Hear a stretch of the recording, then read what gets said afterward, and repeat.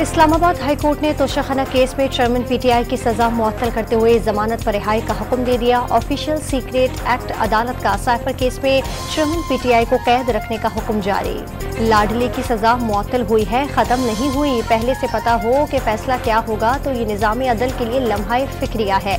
साबिक वज़ीर-ए-आज़म शहबाज शरीफ का अदालती फैसले पर रद्द-ए-अमल। चेयरमैन पीटीआई के साथ जेल में भी छेतियों वाला सलूक हो रहा है। सजा मुअत्तली के कैदी नंबर 804 सादिक और अमीन नहीं बन गया। रहनुमा IPP फिरदौस आशिक अवाम की प्रेस कॉन्फ्रेंस। निगरान वफाकी काबीना ने माहाना 400 यूनिट तक की बिजली इस्तेमाल करने वालों को रिलीफ देने के लिए IMF से रुजू करने का फैसला कर लिया। इस्लामाबाद एयरपोर्ट की आउटसोर्सिंग का मामला स्टीयरिंग कमेटी के सुपुर्द। आम इंतखाबात से मुतालिक सियासी जमातों से मुशावरत। इलेक्शन कमीशन और PP वक्त के दरमियान इंतखाबी शेड्यूल, तारीख, हल्का बंदियों समेत दीगर मामलात पर गुफ्तगू।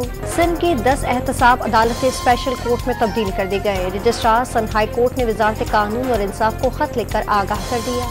गुजरात के तरक्याती मंसूबों में मुबैना करप्शन केस। एहतसाब अदालत ने परवेज इलाही के जिस्मानी रिमांड में 2 सितंबर तक तौसील कर दी।